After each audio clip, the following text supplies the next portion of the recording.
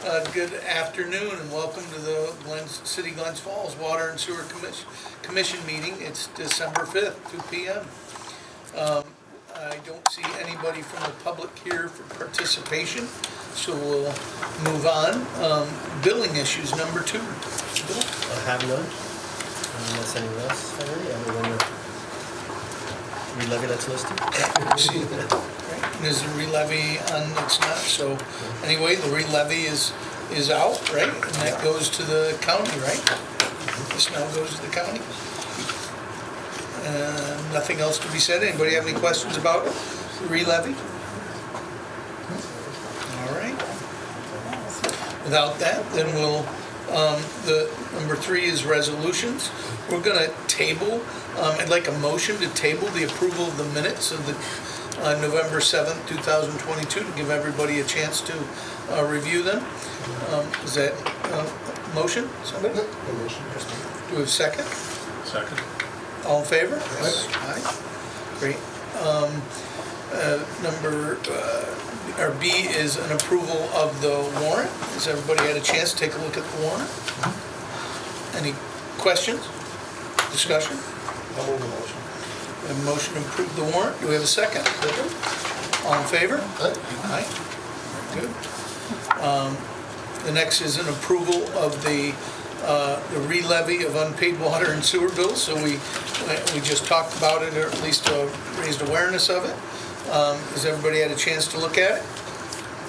And if so, then do we have a motion to approve the re-levy of the unpaid water and sewer bills? So moved. Second. Second. All in favor? Aye. Very good. 4 is a discussion, conversation with the EFC regarding possible grant applications for projects. Bill? Yes, I guess Jeremy and Sheila had a conversation with, her name Karen? Karen Rusin. So do you want to speak to that? Talk about it? Yeah, just in general, it was more of a kind of a meet and greet. I think Karen is relatively new in her position as what's she? Grant coordinator. Yeah, she's in charge. She's in charge.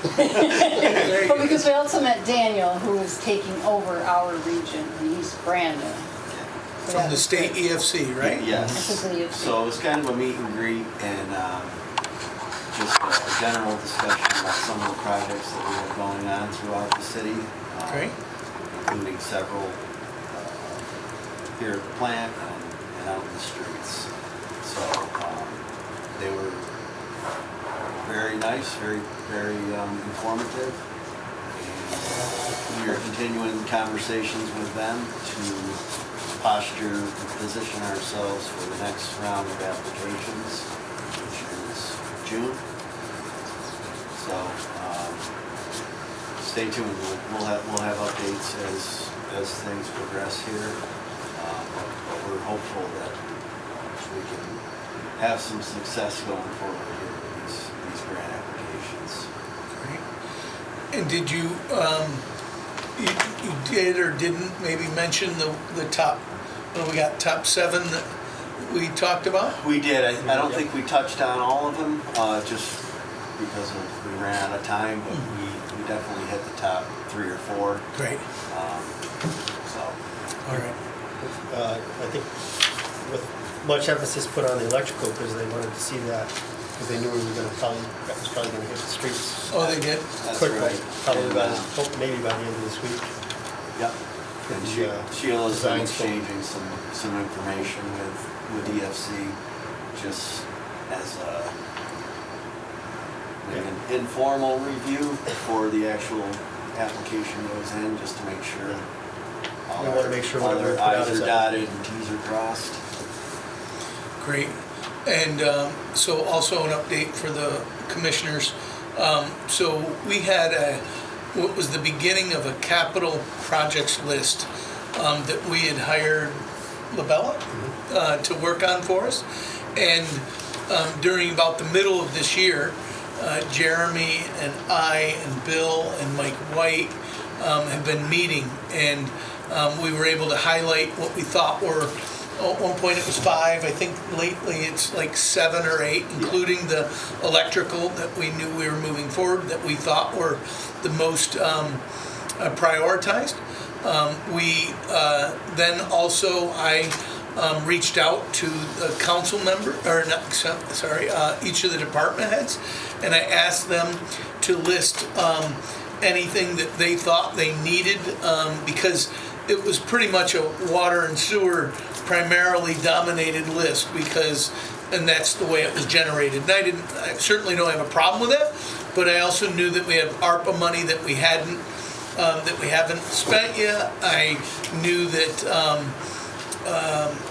that we were going to use a significant amount of the ARPA towards the electrical, but I mean, there was nothing on it for any other repairs of any other buildings and our parks, right? So what we did is, first thing we did, we asked all the, we said, we're not promising you anything, department heads, what would you like? And we only got 150 responses. And we put that all on the same list.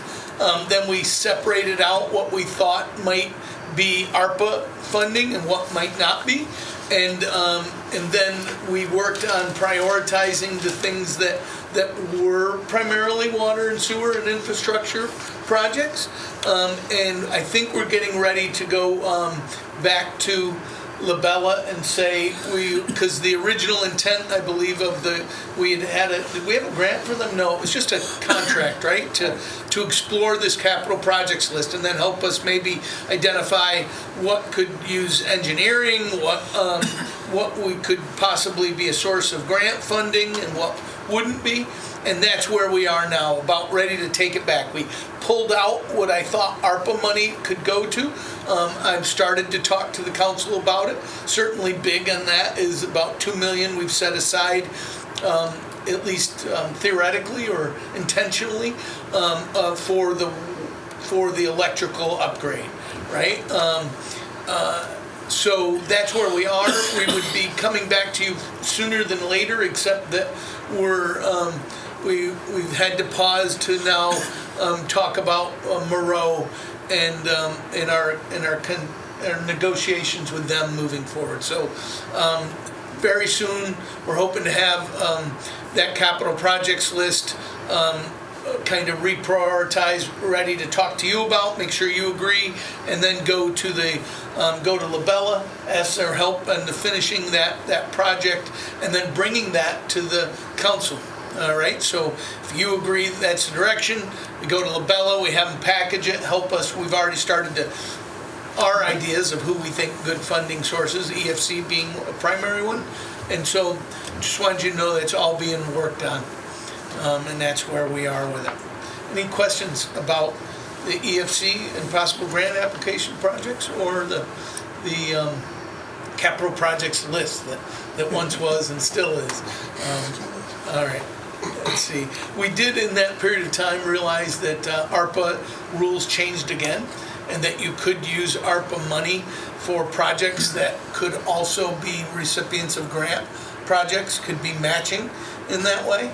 And the categorizing of ARPA projects is not as strict as it was 3 years ago, right? Because at one point it was like clearly water and sewer infrastructure was was a primary one, and that's been broadened in the second round of rules.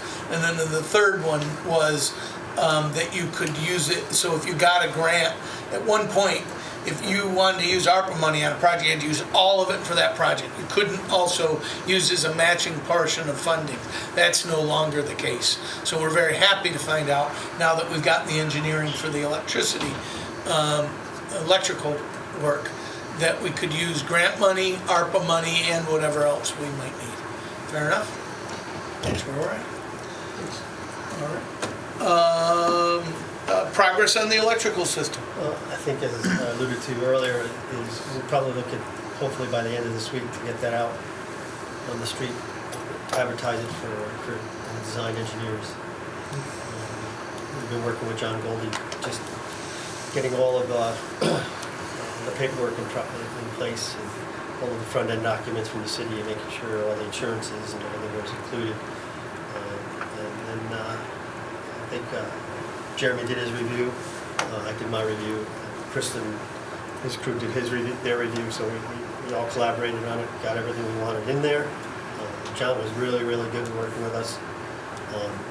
He's also going to come in during the review process, probably a pre-bid meeting, a walkthrough. He's also gone ahead and said that he'd be available to answer any questions during that time period and join the walkthrough to assist with us with that. Is he gonna be like a clerk of the works on the project also? I don't know. I don't think he wanted to stay that much in depth. I think he's looking to push himself away from the table a little bit and retire. He didn't really say whether he wanted to be clerk of the work for us. No, I think that's gonna fall under the design consultant Yeah, scope yeah. for construction administration. Yeah. He said, he'd be happy to assist us if any questions or anything popped up. He was a little reluctant, and even in the beginning, to take the project on because he does want to kind of just enjoy retirement. He's so close to retirement. He really want to jump into too many big projects. But with that said, I think he did jump in and did a really, really good job. Agreed. You guys both had experience with him, right? That's how we He got had to a lot of know. experience with it.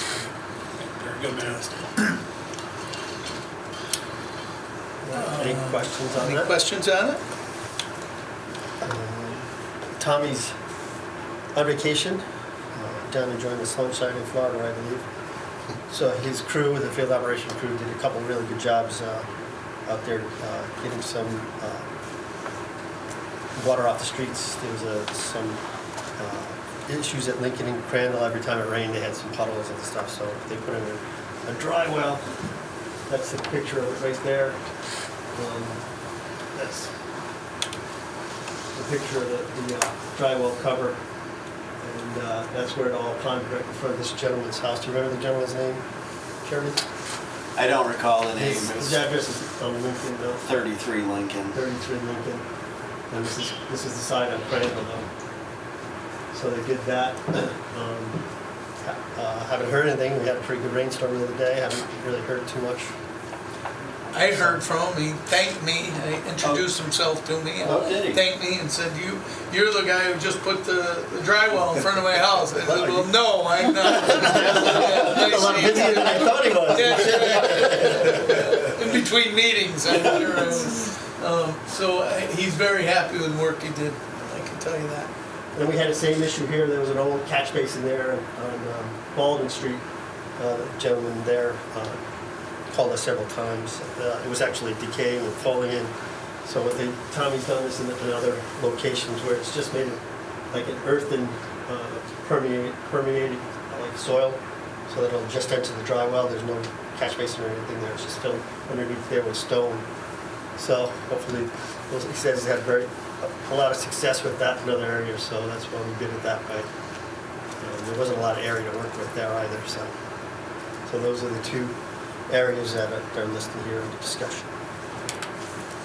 Great. Any other questions, or any questions?